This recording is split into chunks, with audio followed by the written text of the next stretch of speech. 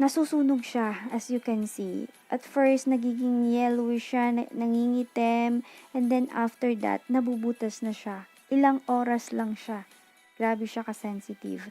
Hindi ko kasi matansya yung init dito sa amin. So, ayan.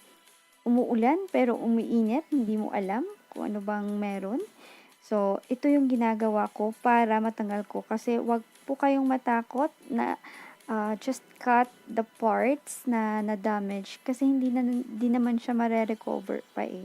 Hindi na natin siya mare-revive. Yung kailangan lang nating i-revive dito is yung maging healthy sila. Pag tinanggal mo ito, nagkakaroon sila ng enough energy para yung mga bagong sibol na mga dahon or new pups na babies ay magkaroon ng enough energy pag tinanggal natin yung damage na mga dahon. So, ayan, mother plant ito. So, kailangan